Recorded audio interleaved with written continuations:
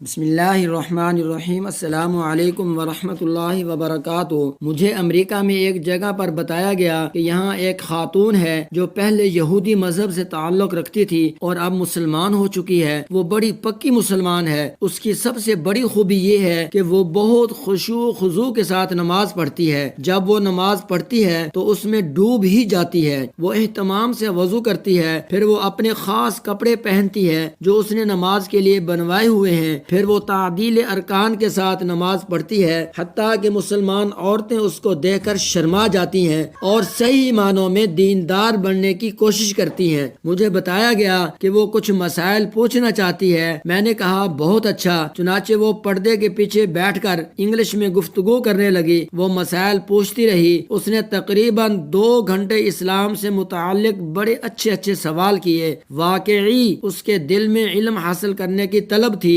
گفتگو کے دوران میں نے اس سے پوچھا کہ وہ کون سا لمحہ تھا جب آپ کے دل کی دنیا بدلی اور آپ مسلمان بن گئیں۔ وہ کہنے لگی میرے خامد کی جدہ میں ملازمت تھی، میں بھی اس کے ساتھ وہاں رہتی تھی۔ اس سے پہلے ہم دونوں امریکہ میں ایک دفتر میں کام کرتے تھے۔ دفتر والوں نے کہا کہ ہم نے جدہ میں ایک نیا دفتر کھولا ہے، اگر کوئی وہاں جانا چاہے تو ہم تنخواہ اور سہولیات بھی زیادہ دیں گے اور انہیں ایک اور ملک دیکھنے کا موقع بھی مل جائے گا۔ ہم دونوں میاں بیوی تیار ہو گئے۔ چنانچہ اسی طرح ہم جدہ بھی پہنچ گئے۔ میں یہودی مذہب سے تعلق رکھتی تھی اور وہ عیسائی مذہب سے تعلق رکھتا تھا۔ وہاں میں کچھ لوگوں کو دیکھتی کہ وہ سفید لباس پہن کر کہیں جا رہے ہوتے تھے، کبھی کاروں میں، کبھی بسوں میں۔ میں حیران تھی کہ یہ لوگ کہاں جاتے ہیں۔ چنانچہ میں ان کے بارے میں اپنے خامد سے پوچھتی۔ وہ کہتا کہ یہاں مسلمانوں کا کعبہ ہے، یہ وہاں جاتے ہیں۔ ایک مرتبہ میرے دل میں تڑپ پیدا ہوئی کہ ہم مسلمانوں کے کعبہ کو جا کر کیوں نہیں دیکھتے۔ وہ کہنے لگا کہ وہاں غیر مسلم نہیں جا سکتے۔ میں نے کہا کہ اگر ہم نہیں جا سکتے تو کم از کم کوشش تو کر سکتے ہیں، ممکن ہے اللہ تعالی ہمیں موقع دے دے۔ وہ کہنے لگی کہ اگلے دن میں نے مسلمان عورتوں جیسا ایک رومال لیا اور سر پر باندھ لیا، اور میرے خامد نے بھی سر پر ٹوپی کر لی اور ہم بھی اسی راستہ پر چل پڑے۔ قدرتی بات ہے کہ وہ ایسا وقت تھا کہ جب ٹریفک پولیس والے کھانا کھا رہے تھے۔ انہوں نے ایک بندہ چیک کرنے کے لیے کھڑا کیا ہوا تھا۔ ٹریفک زیادہ تھی، وہ چیک کرنے والا ایک بندہ تھا،